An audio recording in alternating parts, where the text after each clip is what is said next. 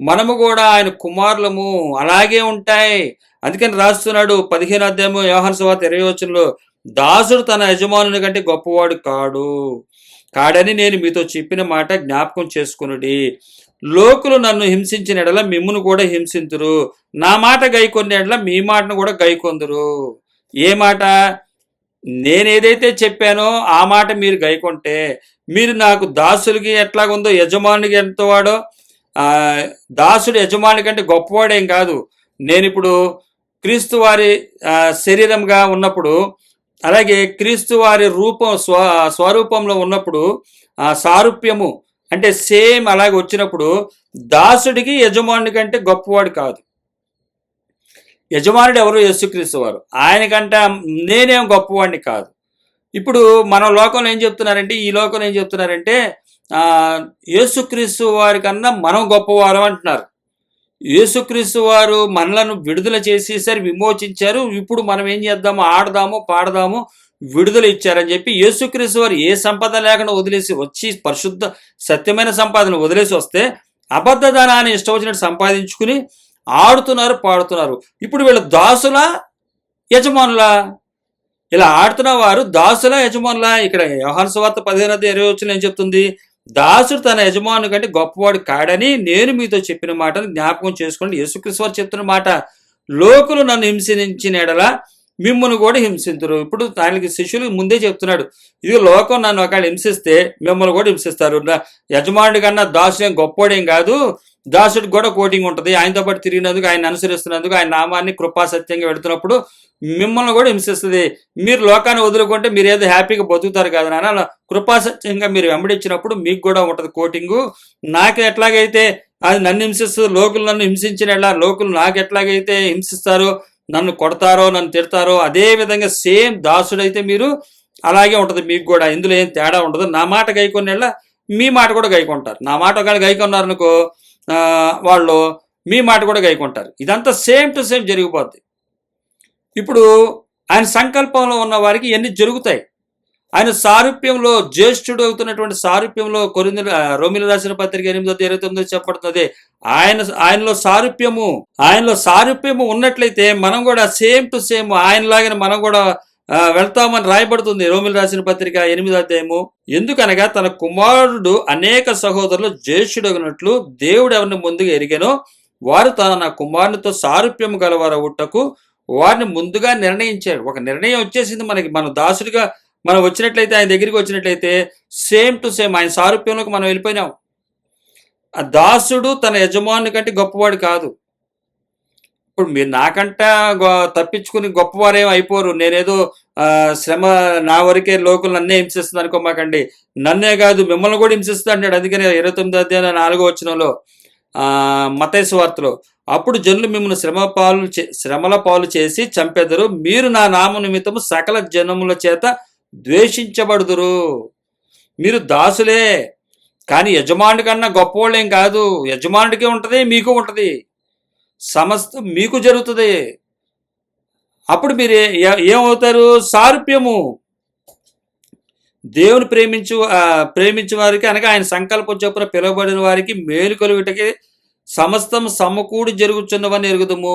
మేలు కలుగుటకే. మీరు ప్రేమిస్తున్నారా? నన్ను ప్రేమిస్తే శ్రమించండి, హింస పొందండి. సేమ్ టు సేమ్ యజమానుడికి ఏది ఉందో దాసుడికి కూడా అందులో ఏ తేడా ఉండదు. ఇంచుమించుగా మీకు ఉంటుంది, అదే శ్రమ ఉంటుంది. ఎందుకనగా తన కుమారుడు అనేక జ్యేష్ఠుడగినట్లు, అనేక సహోదరులు జ్యేష్ఠుడగినట్లు దేవుడు ఎవరిని ముందుగా ఎరిగానో వారు తన కుమార్తె సారూప్యం గలవరటకు వారిని ముందుగా నిర్ణయించెను. వారిని ముందుగా ఆయన నిర్ణయించాడు. మనం నిర్ణయించబడిన వారమైతే ఈ విధంగా ఉంటాము. దేవుణ్ణి ప్రేమించిన వారమైతే ఆయన సంకల్పంలో ఉంటాము. దేవుణ్ణి మనం నిర్ణయించిన వారమైతే ఆయన జ్యేష్ఠ కుమారుడిగా ఉంటాము. జ్యేష్ఠ కుమారుడు ఉన్నట్లయితే ఆయన కుమారుని సారూప్యము మనలో ఉంటుంది. ఆ సారూప్యం ప్రకారమే మనం వెళ్తాము. అందుకనే ఆయన అంటుంది, సంకల్పం చొప్పున పిలవబడిన వారము మనం కాబట్టి శ్రమలతో యుద్ధం చేసే నిలబడాలి. శ్రమల్లో, యుద్ధాల్లో ఆయన మనతో ఉంటాడు. పండగలు చేయటానికి లేదు, పండగని ఎక్కడా కూడా రాయబడలేదు. ఆత్మ విషయమై దీనులైన వారు పండుగలు ఉండవు. ఆత్మలో ఆయన మొదటగా సృష్టించబడ్డాడు. ఆత్మ సృష్టిలో మొదటివాడు, ఆదామవ్వ శరీర సృష్టిలో మొదటివారు. అయితే ఇక్కడ క్రీస్తు వారు ఆత్మలో జ్యేష్ఠుడు అవ్వాల్సి వచ్చింది. ఆది అంతం లేనివాడు చూపించడానికి వచ్చాడు. ఈ విధమైనటువంటి సారూప్యత, కుమారుని సారూప్యత అంటే మీకు ఎలా తెలుస్తుంది?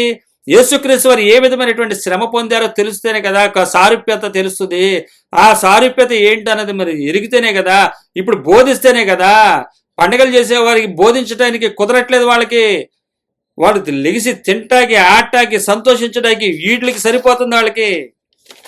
పండగలు, హల్లెలూయా, స్తోత్రాలు, స్తుతులు, తర్వాత దీర్ఘ ప్రార్థనలు, కాలక్షేపం చేయించేస్తున్నారు అంతే.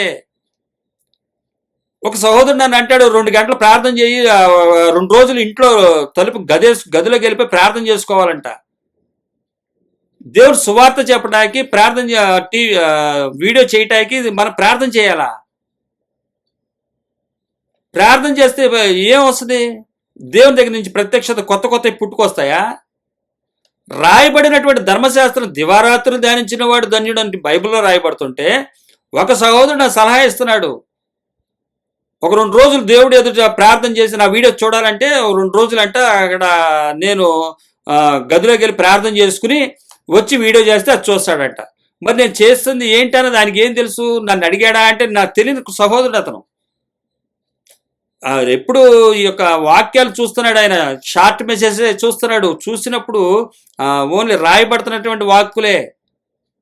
వాటిని చూసిన సహోదరుడు అంటున్నాడు, 2 రోజులు మీరు ఏం చేయండి, రూమ్లోకి వెళ్ళి గదిలోకి వెళ్ళి ప్రార్థన చేసుకోండి. ధర్మశాస్త్రం దివారాత్రి ధన్యుడా, లేకపోతే దివారాత్రి ప్రార్థన చేయాలా? ప్రార్థన అంటే ఏంటి, విన్నపాలంటే ఏంటి? అయ్యా నాకు ఇది అర్థం కాలేదంటే చెప్తాడు ఆయన.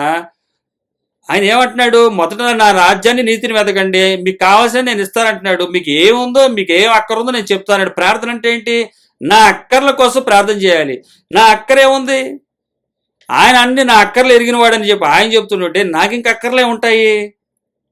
అర్థం కావట్లా. డబ్బు, ఎదవ డబ్బు అంతా పక్క అబద్ధదనం కనబడేసరికి దేవుడిని కాదు కదా, అందరిని మర్చిపోతారు. పిల్లలు, భార్య, కుటుంబాల్ని, సంఘాల్ని, దేవుడిని కూడా మర్చిపోతారు వీళ్ళు. ప్రార్థన చేసుకుని, చిన్న ప్రార్థన చేసుకుని అయ్యా నువ్వే మాట్లాడని చెప్తే ఓకే. దీనికోసం 2 గంటల సేపు ఇంట్లో కూర్చుని 2 రోజులు తలుపులు వేసుకుని ప్రార్థన చేస్తే ఏం వస్తుంది? ఇక్కడెక్కడ బైబిల్లో చెప్పలేదు యేసుక్రీస్తు వారు. నీకు కుదిరినప్పుడల్లా ప్రార్థన చేయి. నువ్వు చెప్పాల్సినప్పుడు వాక్యం ధ్యానించు. నేనేం చెప్పాను వినరా అంటున్నాడు ఆయన. నువ్వు వినరా బాబు, ముందు చదవరా. దివారాత్రులు ధ్యానించిన వాడు ధన్యుడురా నాయన. ముందు ధర్మశాస్త్రం గ్రంథాన్ని చదవండి. దివారాత్రులు ధ్యానించేవాడు ధన్యుడు అన్నాడు కానీ 24 గంటలు ప్రార్థన చేసినవాడు ధన్యుడు అలా. మెలుకు కలిగిన ఆత్మ కలిగి ఉండాలంటే ఆత్మ విషయమే మెలుగుగా ఉండండి, శరీర విషయం మెలుగుగా ఉండి 24 గంటలు ప్రార్థన చేయడం కాదు. ఆత్మ విషయం మెలుగ్గా ఉండండి. అది ఆత్మ విషయం మెలుగ్గా ఉండడం అంటే ఏం చెప్పిందో ఉపదేశం, ఏం చెప్తున్నాడు దేవుడు, ఆయన సంకల్పం ఏంటో, ఆయన సంకల్పంలో మనకు ఇవ్వబడినటువంటి ఆయన యొక్క చిత్తం ఏంటో, పని ఏంటో చూసుకోవాలి. ఇక్కడ మనం ఈరోజు సువార్త సేవను ఎట్లా చేసేసారంటే పండగలతోటి, మళ్ళీ ఏ సందర్భం లేదు, ప్రతి దానికి హల్లెలూయా, అయ్యా గ్యాప్ దొరికిందంట హల్లెలూయా, దేవుడు నాకు మంచి ఆహారం ఇచ్చాడు స్తోత్రం. వీటికి ఏట్లి సువార్త, ఏట్లికి హల్లెలూయా చెప్తారో తెలీదు. వాళ్ళెవరో అన్యులై ఉండి ఏదో గేమ్లో గోల్డ్ మెడల్ కొడితే దానికి స్తోత్రం, దానికి హల్లెలూయా. పండగలు, స్తోత్రాలు దేనికి చెప్పాలి? అసలు దీర్ఘ ప్రార్థనలు ఎందుకు చేస్తున్నారు? దీర్ఘ ప్రార్థనలు సంఘంగా కూడి చేయటం ఏంటి? సువార్త సేవలో సువార్త ఏమీ లేదు ఇక్కడ. మొత్తం ఒకటే చెప్పండి, ఎవరైనా సరే సువార్త సేవకుడు అంటే వాడి దగ్గర విపరీతమైన ధనం ఉందంటే సువార్త చెప్పట్లేదని అర్థం. ఇది సంకల్పంలో ఉన్న వాళ్ళు గుర్తుపడతారు. ఆయన సంకల్పంలో పిలువబడిన వారన్నింటిని కూడా, దేవుడు ప్రేమించే వారన్నీ కూడా వీటిని గ్రహిస్తారు అని ఇక్కడ మనకి క్లియర్గా రాయబడుతుంది. రోమిల రాసిన పత్రికలో 8వ అధ్యాయం 28, 29 వచనాల్లో దేవుని ప్రేమించే వారికి, ఆయన సంకల్పం చొప్పున పిలువబడిన వారికి ఇది గుడ్డితనం ఉంది. ఈ లోక దేవత గుడ్డితనం కలిగిస్తుంది. ఈ లోక దేవత అంటే ఏంటది? అబద్ధధనము. అదే గుడ్డితనాన్ని కలిగిస్తుంది అంటాడు. ఇక్కడ కొరింథీయులకు రాసిన పత్రిక 4వ అధ్యాయం, కొరింథీయులకు రాసిన పత్రిక 4వ అధ్యాయము, కొరింథీయులకు రాసిన 2వ పత్రిక 4వ అధ్యాయము దేవుని స్వరూపి అయి ఉన్న క్రీస్తు మహిమను కనపరచు సువార్త ప్రకాశము వారికి ప్రకాశింపకుండు నిమిత్తము ఈ యుగ సంబంధమైన దేవత అవిశ్వాసులైన వారి మనోనేత్రములకు గుడ్డితనము కలుగ చేసెను. గుడ్డితనము, అవిశ్వాసులకు గుడ్డితనం ఏంటంటే ఈ లోక దేవత దేవుని స్వరూపి అయి ఉన్న క్రీస్తు మహిమను, దేవుని స్వరూపి అయి ఉన్న క్రీస్తు మహిమను కనుపరచు, అది మహిమను కనుపరచు సువార్త ప్రకాశము వారికి ప్రకాశింపకుండు నిమిత్తము ఏం చేసిందంట? ఈ యుగ సంబంధమైన దేవత అవిశ్వాసులైన వారి మనోనేత్రాలకు గుడ్డితనం కలిగజేసింది. అవిశ్వాసులకి ఈ లోక దేవత, డబ్బు ముఖ్యంరా, నీకు అదుంటేనే ఈ లోకంలో బతుకుతావురా, డబ్బు లేకపోతే ఎట్లాగరా, చచ్చిపోరా అంటుంది. యేసుక్రీస్తు వారిని అదే అంది. రాళ్లను రొట్టిగా చేసుకో అంటే మనుషులు రొట్టి వల్ల కాదు, దేవుని నోటి నుంచి వచ్చే మాట వల్ల బ్రతుకుతాడని చెప్తే ఇంకెందుకు నువ్వు దూకి చనిపోవచ్చు కదా అంటది, శోధిస్తుంది. అయితే నువ్వు దేవుని శోధించుకో, ఆయన ఎప్పుడు రమ్మంటే అప్పుడు వెళ్ళాల్సిందే తప్ప, ఆయన చిత్త ప్రకారం ఉండాల్సిందే తప్ప ఈ లోకంలో ఇంక నేను ఎందుకు బతకడం, సావటం మేలని చెప్పి నువ్వు చేయకు. నీకు పోషిస్తాడు, పోషించనన్నాడు పోషిస్తాడు, నువ్వు పోషింపబడినన్నాడు పోషింపబడతావు. ఆయన చిత్తాన్ని నెరవేర్చిన తర్వాత ఆయనే తీసుకుంటాడు. ఇది ఏం చేస్తుందంటే ఈ యుగ సంబంధ దేవత ఏమంటుందంటే గుడ్డితనం కలిగిస్తుంది. అరే నువ్వు ఈ డబ్బు లేకపోతే బతకలేవు, ఈ లోకంలో ఉండాల్సిందే అని. ఇది వీరెవరు? అవిశ్వాసులు. వీరికి అన్ని కలిగి ఉన్న వాటిని చూపిస్తారు. వీళ్ళ మనోనేత్రాలు వెలిగింపబడలేదు. ఎందుకనంటే ఏ సువార్తకి? దేవుని స్వరూపి ఉన్న క్రీస్తు మహిమను కనుపరచు సువార్త ప్రకాశించకుండా. వెలుగు కమ్మని పలికినటువంటి దేవుడు వెలుగు కలిగింది, కానీ ఆ వెలుగు కలగమని చెబితే వీళ్ళు కలగట్లే, గుడ్డితనం కలుగుతుందంట. ఈ అవిశ్వాసులకి మనోనేత్రములకు గుడ్డితనం కలగజేసింది. అదే కలగజేసిందంట డబ్బు. అందుకని చెప్పేది అది ఎంతైతే ఉందో అది గుడ్డితనాన్ని కలిగిస్తుంది. దానికి హాస్యంగా ఉంటుంది, దేవుడు వాక్యాలు కామెడీగా ఉంటాయి, సరదాగా ఉంటాయి. దూలం తీసుకునే అవసరం లేదు. దేవుడు ఆయన ఇష్టం వచ్చినప్పుడు దూలం తీస్తాడులే, మన ఎంజాయ్మెంట్ మనం చేద్దాము, మీరు అక్కడ ఇక్కడ డబ్బులు కట్టేసేయండి, ప్రతి దానికి డబ్బులు ఇవ్వండి డబ్బులు ఇవ్వండి డబ్బులు ఇవ్వండి అని చెప్పి వీళ్ళు ఆత్మీయ నేత్రాలు మూసుకుపోయిన వారని ఇక్కడ రాయబడుతుంది ఇక్కడ. అందుకని అంటున్నాడు ఈ సువార్త వీరికి ప్రకాశింపని లేదని అర్థం. ఏది? అబద్ధ దేవత, అబద్ధ ధనానికి దేవత ఈ లోక ఈ యుగ సంబంధమైన దేవత. అది దేవత డబ్బు. అమ్మో దేవుడురా, అరే డబ్బురా డబ్బురా కళ్ళకు అద్దుకుంటారు. దేవుని వాక్యాన్ని కాదు, మెల్లకళ్ళు వచ్చేస్తాయి, కళ్ళు గిర్ర గిర్ర గిర్ర తిరిగిపోద్ది. గుడ్డితనం అది. ఆత్మీయ నేత్రాలు వెలిగింపబడ్డవాడు డబ్బును చూసి ఇసిరేస్తాడు, పంచేస్తాడు, అక్కడున్నవాడికి ఇచ్చేస్తాడు. నాకు ఉందరా, ఇదిగో నీకు తీసుకోరా, నాకు సరిపడా ఉంది, నువ్వు తీసుకోరా అని ఇచ్చేస్తాడు. ఇది ఆత్మీయ నేత్రాలు ఎలగబడలేని వాడికి కారణం ఏంటంటే ఈ యుగ సంబంధమైన దేవత దేవుని సువార్త క్రీస్తు మహిమను కనుపరచు సువార్త ప్రకాశింపని ఇట్లా. వీళ్ళు అవిశ్వాసులు, లోకంలో అన్ని సంపాదించుకున్నవారు. వీరు కళ్ళు మనోనేత్రాలు గుడ్డితనంగా ఉన్నాయి, కళ్ళు గిర్రగిర్ర తిరుగుతూ ఉంటాయి, శరీర కళ్ళు డబ్బు మీద. ఈ దేవత ఆత్మీయ నేత్రాలు మూసేసి ఈ లోక యుగ సంబంధమైన దేవత కళ్ళు తెరిపించింది వీళ్ళకి. వీరికి ఇంకా వాక్యం ఏం కనబడదు, మనోనేత్రాలు వెలిగింపబడవు. దేవుని వాక్యము మహిమ, క్రీస్తు మహిమను గురించినటువంటి జ్యేష్ఠుడిగా జన్మించినటువంటి యేసుక్రీస్తు వారిని అర్థం చేసుకోరు. ఒరే ఒకప్పుడు మన ఆదామవ్వ వారు శరీరంతో పుట్టారు, ఇప్పుడు క్రీస్తు వారు ఆధారభూతుడు, ఆది అంతం లేనివాడు, ఆది సంభూతుడయ్యాడు, మొదటగా ఆత్మలో జన్మించాడు. మనం ఇప్పుడు ఆ సువార్తలో ఉన్నవారా, ఈ దేవత చూపించే డబ్బులు చూసుకుని దారి తప్పిపోవద్దురా అంటే వినరు. ఆ ధనాన్ని చూస్తే, ఆ దేవతను చూస్తే కళ్ళు గిర్ర గిర్ర గిర్ర తిరిగిపోతూ ఉంటాయి. ఎంత రాబడి వస్తానే ఉంటుందని ఇంకా ఆనందపడిపోతున్నారు, సంతోషిస్తున్నారు, గంతులేస్తున్నారు, పండగలు చేస్తున్నారు. హల్లెలూయా, స్తోత్రాలు, కృతజ్ఞతలు, సాష్టాంగ నమస్కారాలు. ఇంకా వీళ్ళు ఇష్టం శీర్షాసనాలు, ఆసనాలు కూడా వేసేస్తారమ్మ ఇళ్లలోకి వెళ్ళి. గంతులు గంతులు గంతులు. మనోనేత్రాలు వెలిగింపబడలేని స్థితి. అందుకని పౌలు గారు ఇక్కడ రాస్తున్నాడు, కొరింథీయులకు రాసిన 2వ పత్రిక ఇదే అధ్యాయము 4వ అధ్యాయము 5-6 వచనాల్లో అంధకారంలో నుండి వెలుగు సంబంధుల గురించి, వెలుగు ప్రకాశించిన వారు ఎలాగుంటారో చూడండి. కొరింథీయులకు రాసిన 2వ పత్రిక 4వ అధ్యాయం 5-6 వచనాలు, అంధకారంలో నుండి వెలుగు ప్రకాశించును గాక అని పలికిన దేవుడే. ఎక్కడ? ఆది కాండంలో అంధకారములో నుండి వెలుగు ప్రకాశించును గాక అని పలికిన దేవుడే తన మహిమను గూర్చి జ్ఞానము యేసుక్రీస్తునందు వెల్లడిపరచుటకు మా హృదయములలో కూడా ప్రకాశించెను. యేసుక్రీస్తు వారిని గూర్చినటువంటి జ్ఞానము వెల్లడిపరచుటకు, తెలియజేయటానికి, క్రీస్తు వారి యొక్క జ్ఞానమును తెలియజేయటానికి కృపాసత్యము, యోహాను సువార్త 1:17 మనకు కనబడుతుంది. కృపాసత్య సంపూర్ణంగా మన మధ్యకు వచ్చాడు. ఆ జ్ఞానము అది వెల్లడిపరచుటకు మా హృదయములలో ప్రకాశించెను. ఆత్మ విషయమై దీనులైన వారు ధన్యులు, ఆత్మ కొరకు ఈ లోకాన్ని వదులుకున్న వారు ధన్యులు, వారిది పరలోక రాజ్యము. ఆత్మ కొరకు అన్ని శరీరం కొరకు సంపాదించుకున్న వారిది భూలోకము. ఇక్కడ అన్ని వివరాలుగా మనకి ఇవ్వబడుతుంది. అంధకారంలో నుండి వెలుగు ప్రకాశించునుగా కానీ పలికిన దేవుడే. ఆది కాండంలో మనం చూస్తాము, ఆది కాండంలో వెలుగు కలుగును గాక అంటే వెలుగు కలిగింది. అలాగే ఆ యేసుక్రీస్తు వెల్లడిపరచుటకు మా హృదయంలో ప్రకాశించెను. ఇప్పుడు మన హృదయంలో వెలుగు ప్రకాశిస్తే అది ఆత్మ గురించినటువంటి ఆ వెలుగు ప్రకాశించింది, శరీరుల కోసం ప్రకాశించింది. కానీ అదే వెలుగు ఇప్పుడు చెప్తుంది యేసుక్రీస్తు వారి రూపంలో, యేసుక్రీస్తు వారి జ్ఞానం ద్వారా ఆ జ్ఞానం వెల్లడి చేయుటకు మా హృదయములలో ప్రకాశించింది. ఇప్పుడు మా హృదయంలో ప్రకాశించినప్పుడు మేము ఆయన సంకల్పంలోకి వచ్చేసాం, ఆయన సారూప్యంలోకి వచ్చేసామన్న గుర్తుపట్టి ఇప్పుడు మనం ఏం చేయాలంటే ఆదామవ్వ గారు చేసిన పొరపాట్లు మరలా మనం చేయకూడదు.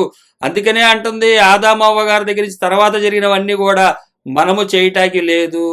ఆజ్ఞలు ఉన్నాయి, ఆజ్ఞలు అనుసరించాలి. పాత నిబంధన అయిపోయింది. అంతా కాదు, దేవుని యొక్క కొన్ని నియమ నిబంధనలు ఉన్నాయి, అవి వాళ్ళు చేయాలి. అంతేగాని మిగతాది దొంగిలించొద్దు, వ్యభిచరించకూడదు, ఇలాంటి చెప్పి నీ పొరుగు వాడిని ఆశించకూడదు, ఇవన్నీ కంటిన్యూషన్ ఉంటాయి. అవి దేవుని న్యాచురల్ గాడ్, అది ఆయన చెప్పింది. అది ఎప్పుడు అక్కడ ఇక్కడ అది ఒకటి ఉంటుంది. కానీ ఆయన వారికి చెప్పినటువంటి శరీరాల క్రియల్లో ఉన్నటువంటి నియమాలు ఉన్నాయి, అవి ఉండవు. పాత నిబంధన అంతా కూడా కొట్టేశాడంటే, నెరవేర్చి కొట్టాడంటే చేయలేకపోయారు, చేసి చూపించాడు. ఆయన చూపించడం చేత అది శరీరాన్ని సమాప్తం చేసి ఆత్మలో వచ్చాము మనము. కాబట్టి మనకు సంబంధించినటువంటి లాస్ ఉంటాయి, అవి మనం చేయాల్సినవి ఉన్నాయి. నీతి, యథార్థత, దేవుని యొక్క లక్షణాలు అన్నీ ఉన్నాయి, అవన్నీ మనం కంటిన్యూ చేయాల్సిందే. అందుకని ఇక్కడ క్రీస్తుని వెల్లడిపరచుటకు మా హృదయంలో ప్రకాశించెను. ఈరోజు అబద్ధధనంలో ఉన్న వారికి ప్రకాశించనీయకుండా అబద్ధధన దేవత, ఈ యుగ సంబంధమైన దేవత ఏం చేసిందంటే వారికి గుడ్డితనం కలిగజేసింది. అంధకారంలో నుంచి వెలుగు కలుగును కాక అని పలికిన దేవుడు యేసుక్రీస్తు వారిని కూర్చున్నట్టు జ్ఞానం వెల్లడిపరచుటకు మా హృదయంలో ప్రకాశించెను. ఈరోజు చెప్పండి, అబద్ధధనం కోసం ప్రకటిస్తున్న వారు, అబద్ధధనాన్ని సంపాదించుకున్న వారు దేని సంబంధులు? ఈ యుగ సంబంధులు వారు. ఈ యుగ సంబంధం వారు పండగలు చేస్తారు, హల్లెలూయా స్తోత్రాలు దేనికి పడితే దానికి చెప్తారు, కనబడుతున్నటువంటి ఆస్తులకు చెబుతారు, అది కృప, ఇది కృప, ఈ కృప, ఈ కృప అని. ఇది ఈలోక సంబంధమైన దేవత, వారి మనోనేత్రాలు గుడ్డితనం కలిగజేసింది. అయితే అంధకారం వెలుగు కలగమన్న దేవుడు నా హృదయంలో ఏం చేశాడని చెప్తున్నాడు ఇక్కడ. ప్రకాశించుమని పలికిన దేవుడు అంధకారంలో చీకటిలో ప్రకాశించుమని చెప్పినప్పుడు అంధకారంలో నుండి వెలుగు ప్రకాశించు కాక అని పలికిన దేవుడు తన మహిమను గుర్చిన జ్ఞానం యేసుక్రీస్తునందుకు వెల్లడిపరచుట మా హృదయంలో కూడా ప్రకాశించెను. అదే దేవుడు మాట ఈ రోజు మాకు ఇప్పుడు ప్రకాశించేది. అది క్రీస్తు జ్ఞానములో నుంచి. క్రీస్తు వారిని ఏదైతే ఆధారభూతుడు, ఆది సంభూతుడయ్యాడో, మొదటగా జన్మించాడో అది. అంతేగాని బెత్లెహేంలో పుట్టినటువంటి యేసుక్రీస్తు వారి శరీరం కాదు, దానికి కాదు మన పండగ. క్రీస్తు జ్ఞానము యేసుక్రీస్తునందు వెల్లడిపరచుటకు మా హృదయంలో ప్రకాశించును. గనుక మేము మమ్మను గూర్చి ప్రకటించుకొనటలేదు. గనుక మేము మమ్మను గూర్చి ప్రకటించుకొనటలేదు కానీ, మా గురించి ఇంకా మేము చెప్పుకోవట్లేదు. కానీ క్రీస్తు యేసుని గురించి ఆయన ప్రభు అనియు, క్రీస్తు యేసుని గురించి ఏం చెప్తున్నాము? ఆయన ప్రభు అనియు, అలాగే మమ్మను గురించి అయితే యేసు నిమిత్తం మేము మీ పరిచారకులమనియు ప్రకటించుచున్నాము. మేము ఇంకేం చేయట్లా. క్రీస్తు యేసు అని గూర్చి ఆయన ప్రభు అనియు, ఆత్మలకు ప్రభు అనియు ఆయన గురించే మేము చెప్తున్నాము. మరి మా గురించి మేము ఏం చెప్పుకోవట్లేదు. యేసు నిమిత్తం మేము పరిచారకులమని చెప్తున్నాము. అంటే క్రీస్తు యేసుని గురించి చెప్తున్నారు. క్రీస్తు యేసు అనే నామం ఏంటిది? కృపా సత్యము. ఆయన గురించి చెప్తున్నాము. అదే పరిచారకులం మేము. మనం యోహాను సువార్త 15:20 చూసాం కదా, దాసుడుకు యజమానుడి కన్నా గొప్పవాడేం కాదు. అంటే యుగ సంబంధమైన దేవత గుడ్డితనం కలిగజేసింది, కానీ మాలో వెలుగు ప్రకాశించింది, మా మనోనేత్రాలు వెలిగించబడ్డాయి. కాబట్టి మేము శరీర సంబంధించిన వారం కాదు, అందుకని మా గురించి మేము చెప్పుకోవట్లా. శరీర సంబంధులు చూడండి, మేము కష్టపడ్డాం, మేము చేసాం, మా అమ్మ నాన్న కష్టపడ్డారు, మా అన్నయ్య కష్టపడ్డాడు, మా తమ్ముడు కష్టపడ్డాడు, మా చెల్లి కష్టపడింది, మా అక్క కష్టపడింది, మేమే కష్టపడ్డాం. మా కుటుంబం, ఏ కుటుంబం కూడా మాకు సహాయం చేయలేదు, దేవుడే సహాయం చేశాడు, మిగతా వాళ్ళందరూ కూడా వేస్ట్, మేమే కరెక్ట్, వాళ్ళ గురించి ప్రకటించుకుంటున్నారు. ఇది ఈ యొక్క యుగ సంబంధమైన దేవత అబద్ధతనం ఇవ్వటం చేత గుడ్డితనం కలిగింది. మనోనేత్రాలు మూసిపోయిన వాళ్ళకి, మనోనేత్రాలు తెరవబడిన వ్యక్తి ఏం చెప్తున్నాడంటే, మేము పరిచారకులమని ప్రకటించుకుంటున్నాము. అంటే కృపాసత్యమునకు పరిచారకులమని ప్రకటించుకోవటం అంటే ఏంటి? అదే కృపాసత్యం మాలో కూడా ఉందని ప్రకటించుకోండి. అంటే కృపాసత్యం ఏం చూపించింది? సంపదను వదులుకొని వచ్చాడు ఆయన. ఆ కృపాసత్యము చూపించినటువంటి సంపద ఏం చూపించింది? వదిలేసి వచ్చినటువంటి సంపదను చూపించాడు ఆయన. 2వ అధ్యాయము ఫిలిప్పీయులకు రాసిన పత్రిక 2:6, 2వ అధ్యాయం 6వ వచనం, ఫిలిప్పీయులకు రాసిన పత్రిక. ఆయన దేవుని స్వరూపము కలిగిన వాడై ఉండి దేవునితో సమానంగా ఉండుట విడిచిపెట్టకూడని భాగ్యమని ఎంచుకొనలేదు గాని, మనుషుల పోలికగా పుట్టి దాసుని స్వరూపం ధరించుకొని తన్ను తానే రిక్తునిగా చేసుకొనెను. తన్నుకు తానే రిక్తునిగా చేసుకున్నాడు. ఆత్మ విషయమై మనం కూడా రిక్తునిగా చేసుకోవాలి. ఆత్మ విషయమై మేమిప్పుడు దానికి పరిచారకులము. సువార్త ప్రకాశం వస్తే, మనలో ప్రకాశిస్తే, ఆ వెలుగు కలగమన్న పలికిన దేవుడే అదే దేవుడు మనలో ప్రకాశించమని చెప్పినప్పుడు ప్రకాశించినట్లయితే అప్పుడు దేవుని ప్రేమిస్తాము. దేవుడు ప్రేమించిన వారికి సమస్తము సమకూడి జరుగుతాయి, మేలు కలుగుటకే. అలాగా ఆయన సంకల్పంలోకి వస్తారు, అలాగే ఆయన మేలు జరుగుతాయి. అలాగే ఎందుకనగా ఆయన జ్యేష్ఠుడయ్యాడు, అదే సారూప్యంలోకి వస్తారు. మేము దాన్నే ప్రకటిస్తున్నాము.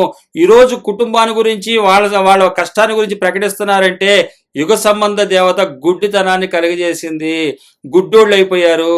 డబ్బులు చూడంగానే మెల్లకళ్ళు వచ్చేస్తాయి. ఈ ఒక అయ్యగారు చెప్తే నేను నిన్న, ఆయన అయితే యాక్షన్ చేసి చూపించారు. డబ్బులు కనబడంగానే తిరిగిపోతాయి అంట కళ్ళు. నాకు ఆశ్చర్యం వేసింది. అసలు మెల్లకళ్ళు వచ్చేస్తాయంటే ఆయన చూపించినట్టు చూపిస్తే మీరు ఆశ్చర్యపోతారు. అంత ఇదిగా చెప్పాడు ఆయన. గుడ్డితనం కలిగిపోయింది. ఏది? మనోనేత్రాలకి. ఈ నేత్రాలు బాగానే పనిచేస్తాయి ఆ అబద్ధతనాన్ని చూడంగానే. అందుకనే అందుకని చెప్తుంది, మనోనేత్రాలు మీరు వెలిగింపబడాలి. ఆ వెలుగు కలగమని పలికిన దేవుడు పలికిన దాని మాట ప్రకారం పలికితే మీకేం కలుగుతుంది? వెలుగు కలిగిద్ది, ప్రకాశిస్తుంది. ప్రకాశించినప్పుడు నువ్వు పరిచారకులను గుర్తుపెట్టుకుంటావు. నేను ఊరికే ప్రకటించేవాడిని గుర్తుపెట్టుకుంటావు, శ్రమలను సహిస్తూ ఉంటావు అని పౌలు గారు ఇక్కడ క్లియర్గా మనకు రాయబడుతున్నటువంటి మాట. గుడ్డితనం ఏం చేస్తుందంటే ఈ యుగ సంబంధమైన దేవత గుడ్డితనాన్ని కలిగిస్తుంది. అలాగే అంధకారంలోంచి పిలిచిన దేవుడు మనల్ని వెలుగు కలమని పలికినప్పుడు, ఆ వెలుగు మనలో ప్రకాశిస్తున్నప్పుడు ఈ జ్ఞానము యేసుక్రీస్తునందు వెల్లడి పరచుటకు మా హృదయంలో ప్రకాశించెను. ఆ యొక్క మహిమను, దేవుని యొక్క మహిమను గూర్చినటువంటి జ్ఞానము యేసుక్రీస్తునందు వెల్లడి పరచుటకు మా హృదయంలో ప్రకాశించెను. మన హృదయంలో ప్రకాశించినప్పుడు క్రీస్తు వారిని గురించి, మొదటగా జన్మించిన ఆయన గురించి మనం తెలియపరుస్తాము. మన ఆత్మీయులుగా ఉన్న వారికి పండగలు ఏ విధంగా చెయ్యము అని అందుకనే కొలస్సీలకు రాస్తూ ఇంత ఇదిగా వివరంగా తెలియపరుస్తున్నాడు పౌలు గారు. ఎంతో పోరాడుతున్నాడని 2వ వచనం 2వ అధ్యాయంలో రాయబడుతుంది. ఇది మామూలు పోరాటం కాదు. ఈరోజు పండగలు చెయ్యొద్దు అని చెప్తే చెప్పడం వల్ల ఏదో పోరాడుతున్నావు, ఏదో చేస్తున్నావు, మేము ఏమి చేయలేవు, మేము అంత బిగిసిపోయి ఉన్నాం అనుకుంటే మీరు సంకల్పంలో లేరు అని ఇక్కడ అర్థమవుతుంది, ఇక్కడ రాయబడుతుంది. వారు సంకల్పంలో లేరు. అందుకని మత్తయి సువార్తలో అంటాడు కదా, మీ ముత్యములను కుక్కలు పందుల ముందు వేయమాకండి, వారికి చెప్పమాకండి. విన్నా వాళ్ళే వింటారు, చేయకపోతే ఇప్పుడు చెయ్యొద్దని చెప్తే వారి ఆత్మకి అది రక్షింపబడుతుంది. నాకు వచ్చే లాభం ఏం లేదు. ఈ సువార్త, ఇది నేను విన్న సువార్త, దేవుడు మనకు తెలియపరిచిన సువార్త తెలియపరిచే బాధ్యత విన్నవారు, దేవుని సంకల్పంలో ఉన్నవారు, దేవుని ప్రేమించిన వారు అవుతారు. వారికి సమస్తం మేలు కలుగుటకే ఈ సువార్త కూడా అందించబడుతుంది. గ్రహించగలుగుటకు మీకు శక్తి దేవుడు దయచేయునుగాక. ఇక్కడ అంధకారంలో నుంచి పిలిచినటువంటి దేవుడు తన యొక్క మనోనేత్రాల్ని వెలిగించినటువంటి దేవుణ్ణి మా ఒక సేవకుని మనం ఇక్కడ పౌలు గారిని చూడగలుగుతాము. ఆయన చెప్తున్నటువంటి మాటే అది. అలాగే ఆయన ఎవరు? పుట్టినవాడా, వచ్చినవాడా అంటే మనం ఇప్పుడు చూసాం కదా, ఫిలిప్పీలు రాసిన పత్రిక 2:6 ఆయన దేవుని స్వరూపము కలిగిన వాడే ఉండి దేవునితో సమానంగా ఉండుట విడిచిపెట్టకూడని భాగ్యమని ఎంచుకొనలేదు గాని మనుషుల పోలికగా పుట్టి దాసుని స్వరూపం ధరించుకొని తన్ను తానే రిక్తునిగా చేసుకునేను. మనుషుని పోలికగా పుట్టాడు, కానీ ఆయన పుట్టాడు పుట్టాడు పుట్టాడు పుట్టాడు అని చెప్పి పుట్టినరోజు చేసుకోవడానికి పుట్టలేదు. అక్కడ ఆయన పుట్టింది తన్ను తాను రిక్తునిగా చేసుకొనటానికి, మనకి మార్గం చూపించడానికి, శరీరాన్ని ఏ విధంగా సిలువుకి ఎక్కించాలో దాన్ని ఈ కృపాసత్యమును వెంబడించినప్పుడు యజమానుడి కంటే దాసుడు ఏం గొప్పోడేం కాదు, నువ్వు కూడా ఇదే పరిస్థితిలో రావాల్సిందే, ఈ విధమైనటువంటి సిలువ ఎత్తుకోవాల్సిందే, నా అనుదినము మన ఆయన సిలువను ఎత్తుకుని నడవాల్సిందే, ఇరుకు మార్గంలో వెళ్లాల్సిందే. అనుదినం సిలువ ఎత్తుకుని నడుచుకునే వాడికి క్రిస్మస్లు ఎలా చేస్తాడు? అర్థం ఉందా? క్రిస్మస్ చేస్తున్నారు కదా, అనుదినం సిలువను ఎత్తుకుని నడమని మన యేసుక్రీస్తు వారు చెప్తే అనుదినం సిలువ ఎత్తుకెళ్ళేవాడికి క్రిస్మస్ ఎక్కడి నుంచి వచ్చింది? కాబట్టి గుర్తుపట్టండి, మీరు దేవుని సంకల్పాన్ని నెరవేర్చడానికి వచ్చారా, లేకపోతే ఈ యుగ సంబంధమైన దేవత గుడ్డితనంలో పడిపోయి గుడ్డోడుకు బతడానికి వచ్చారా? గుర్తుపట్టండి. గుడ్డోడు డబ్బు సంపాదించుకుంటాడు, మనోనేత్ర వెలిగించబడ్డవాడు వదులుకుంటాడు. ఇందులో పెద్ద వ్యత్యాసం ఏమీ లేదు.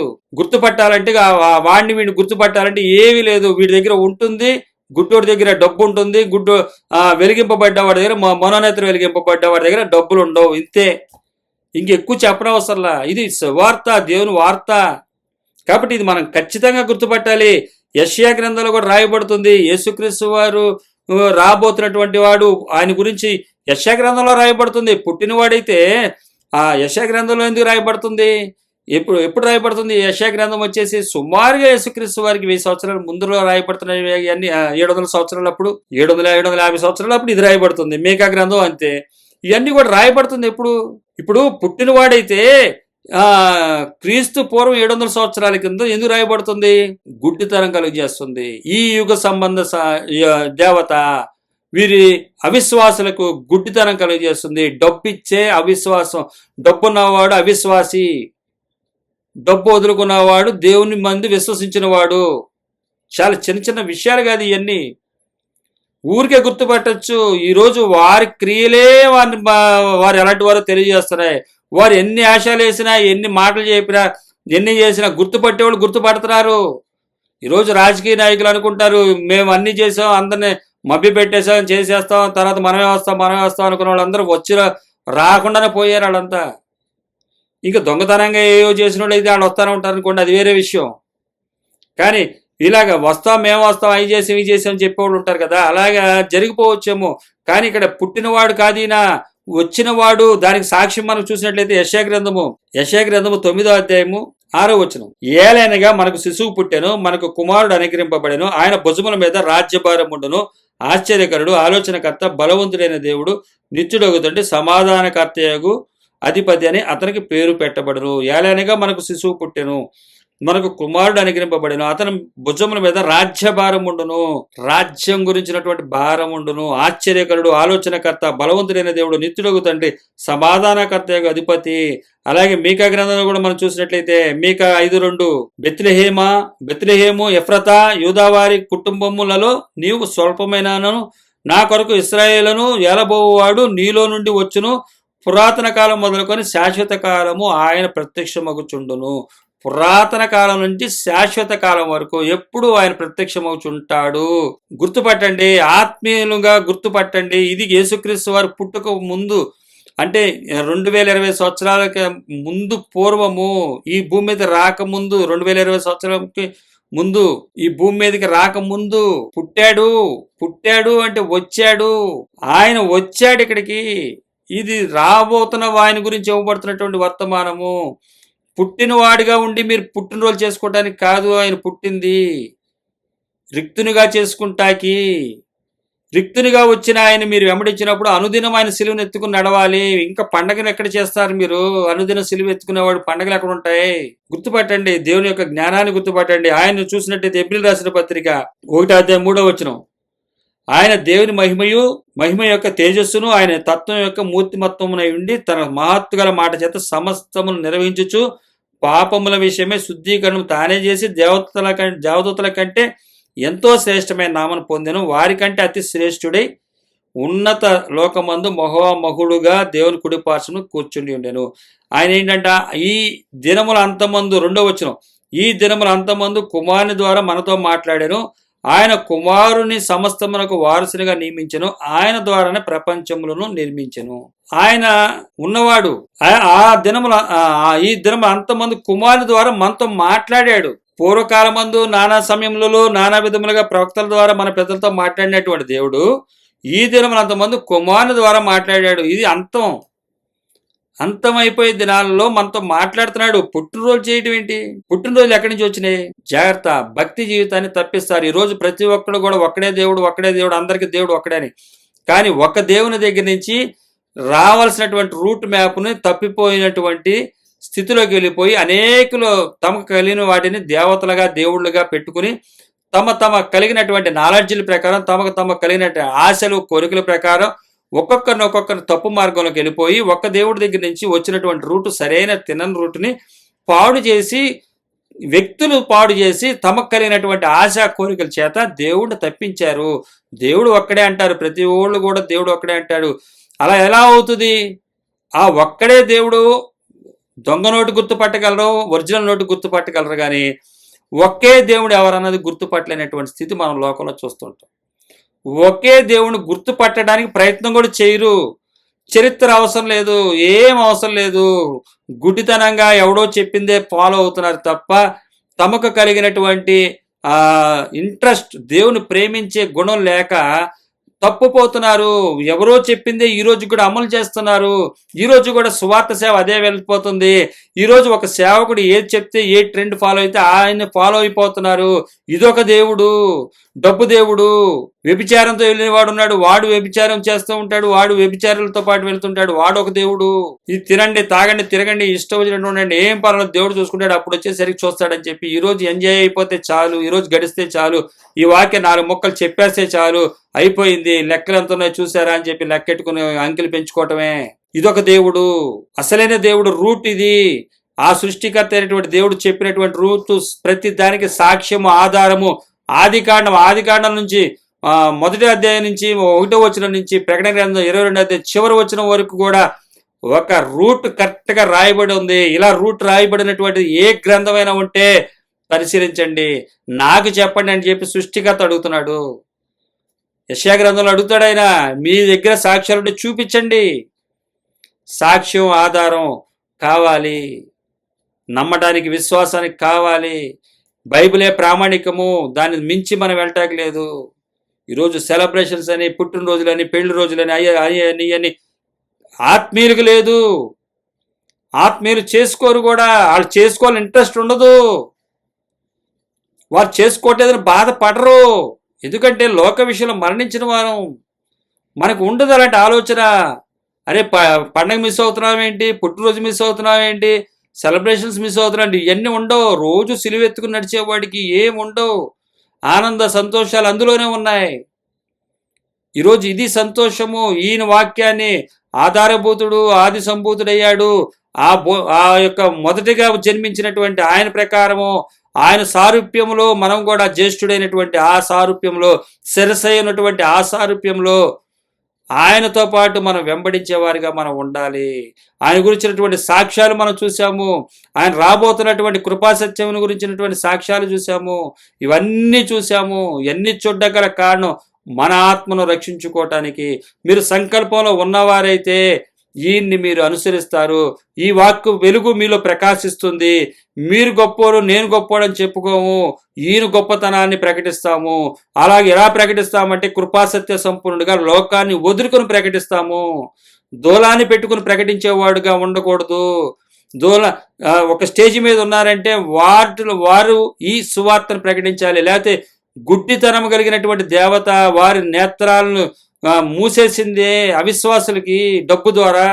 అటువంటి వాళ్ళు దూరం ఉన్న వాళ్ళు ప్రకటించే స్టేజిలో ఉంటే తప్పు అని చెప్తుంది దేవుని వాక్యము. వివరంగా రాస్తున్నాడు. మీ మనోనేత్రాలు వెలిగించబడ్డాయా, ఉన్న నేత్రాలు ఇంకా వెలిగింపబడుతున్నాయా గుర్తుపట్టండి. సర్వగంత మహిమ యేసయ్యకే చెందునుగాక. ఈ యొక్క సందేశం యొక్క ఉద్దేశం ఏంటంటే, ఆత్మ సృష్టిలో క్రీస్తు వారు ప్రముఖుడు. ఆదామవ శరీర సృష్టిలో ప్రముఖులైతే ఆత్మ సృష్టిలో క్రీస్తు వారు ప్రముఖుడు. ఇది పండుగ కాదు, శ్రమ. రోజు సిలువనెత్తుకుని వెళ్ళవలసిందే. సిలువనెత్తుకుంటే అది తేలిగ్గానే ఉంటుంది. నా భారము తేలిక, నా కాడి సులువును, నా భారం తేలిక అంటాడు ఆయన. ఇదేదో శ్రమ అంటే పెద్ద కష్టపడిపోయి కాదు. లోకంలో గ్రాండ్నెస్ ఉండదు, అంతే. గ్రాండ్గా ఉండము, గ్రాండ్నెస్లో నుంచి దూరంగా ఉంటాము. ఆయన ఏం ప్రకటిస్తున్నాడో, ఏం చూపిస్తున్నాడో ఆ మార్గంలో నేర్చుకుంటూ అనుదినం ఆయన వాక్యాన్ని నేర్చుకుంటూ ముందుకు వెళ్తాము. ప్రార్థనలని చెప్పి అయ్యని చెప్పి రకరకాల సువార్తలు అని చెప్పి పెట్టి సమయాన్ని వృధా చేయటం కాదు. దేవుని ధ్యానించాలి, దేవుని వాక్యాన్ని మనం ఆస్వాదించాలి, ఆత్మలో బలం తెచ్చుకోవాలి, ధైర్యం తెచ్చుకోవాలి. చుట్టూతో మనం ఎక్కడున్నామంటే లోకంలో ఉన్నాము. చుట్టూత ఏదో విధమైనటువంటి ప్రేరణ మనలను లోకం వైపు తీసుకువెడుతుంది. కాబట్టి అవేర్నెస్ కావాలంటే దేవుడు అనుదినం ఆయన వాక్యాన్ని ధ్యానించాలి, ప్రకటించాలి. మా గొప్పతనాలు, నా గొప్పతనాలు కాదు ప్రకటించుకోవాల్సింది, దేవుని గొప్పతనాలు ప్రకటించాలి. మన గొప్పతనం ప్రకటిస్తున్నామంటే గుడ్డోళ్ళని అర్థం, కళ్ళు దేని మీదకో వెళ్ళిపోయాయని అర్థం, ఆత్మీయ నేత్రాలు వెలిగింపబడలేదని అర్థం. మేము దీనికి పరిచారికులం అంటున్నాడు. దాసుడికి యజమానుడికి ఉన్నటువంటి సమస్య ఉంటుంది. యజమానుడు ఏదైతే ఉన్నాడో యజమానుడికి తగ్గిన విధంగా దాసుడి పరిస్థితి కూడా అంతే. కాబట్టి ఆధారభూతుడు ఆది సంభూతుడయ్యాడు. ఈ లోకం శాశ్వతమైనది కాదు, నిత్యరాజ్యం ఉంది. నిత్యరాజ్యం ఇవ్వటానికి యేసుక్రీస్తు వారు వచ్చారు. ఆయన వెంబడించటమే ఆయనకి నిజమైనటువంటి ఆనంద సంతోషాలు, పండుగ. శ్రమలతో సహితము ఆయన మీద ఆధారపడటం, ప్రతి అవసరాల అక్కర్ల కొరకు ఆయనను ఆశ్రయించటం, ఆయన ఇచ్చినప్పుడు తీసుకుని ఆయన రాజ్యము నీతి కొరకు ఎదగటం కొరకు మనం పిలువబడ్డాము. ఆయన సంకల్పంలో ఉన్నవారైతే ఇది గ్రహిస్తారు. గుడ్డివారైతే ఈ లోక దేవత అవిశ్వాసంతో వారిని బంధించేసిందని అర్థం. సమకూర్చుకుంటున్న వారందరి పరిస్థితి అంతే. అలాగే మనోనేత్రాలు వెలిగించబడినటువంటి పౌలు గారిని చూసాము. ఆయన శిష్యులు కూడా అదే పరిస్థితి, వెలిగించబడినటువంటి స్థితి. మనోనేత్రాలు వెలిగించబడ్డ స్థితిలో ఉన్నవారు పండగలు చేయరు. అది శాపము. శరీర పండగలు తీసుకొచ్చి ఆత్మీయుల్లో మీరు కలపొద్దు, సంకల్పాన్ని పాడు చేసుకోవద్దు, మార్గాన్ని తప్పిపోవద్దు. అనేకులు ఈ లోకంలో తప్పిపోయారు, తప్పించేశారు. వారికి కలిగినటువంటి ఇచ్చా కోరికలు, వారికి ఆశలు. దేవుడు కోటి మంది కావాలి, లక్షల మంది కావాలని చెప్పి వీళ్ళ ఆశ, అది దేవుడిది కాదు ఆశ. 10 మంది అయినా, కోటి మంది అయినా అంతే. వీళ్ళది ఆశ. వీళ్ళ ఆశలు నెరవేర్చుకోవడం కోసం వీరే మార్గాన్ని సృష్టిస్తూ ఉంటారు. అసలైన మార్గం ఏం చెప్తుందో మనకి యేసుక్రీస్తు బైబిల్ ఇచ్చారు. తన కనికరం చొప్పున ఆ బైబిల్ నేర్చుకుని మనం దేవుని సన్నిధిలో అనుదినము ఆయన వాక్కుని ధ్యానిస్తూ ఆయన తెలియపరిచిన దాన్ని అవేర్నెస్తో ఉంటూ మనోనేత్రాలు వెలిగింపబడిన వారే మనం ముందుకు సాగాలని, ఆయన వెలుగు మనలో ప్రకాశించినట్లయితే ప్రకటిస్తాము. ఆయన పరిచారకులుగా ప్రకటిస్తాము, ఆయనకి బాసులుగా మనం ప్రకటించాం. కాబట్టి మనము క్రిస్మస్ పండుగలు ఈ ఆత్మీయ స్థితిలో లేవు. మనం ఆయన ఒకసారి పుట్టాడు, మనం 2 సార్లు పుట్టాము, జన్మించాము. మళ్ళీ పుట్టి మరలా జన్మించే ఏముండదు. కాబట్టి జన్మించినటువంటి మనం మరలా గుడ్డితనంలోకి వెళ్ళకూడదనే దేవుడు తన కనికరం చొప్పున అందించినటువంటి వర్తమానాన్ని సర్వగంత మహిమ ఆయనకి చెల్లిస్తున్నాను. ఆయన తెలియపరిచినటువంటి వర్తమానం, మాట్లాడువాడు ఆయన, తెలియపరిచేవాడు ఆయన. అనేక సత్యాలు ఇందులో బయలుపరచబడి ఉన్నాయని మనకు తెలియపరిచినందుకు సర్వగంత మహిమ యేసయ్యకే చెల్లిస్తూ తండ్రికి కుమార పరిశుద్ధాత్మ నామం ఎల్లవేళ మన తోడిండు నడిపించును గాక. ఆమేన్.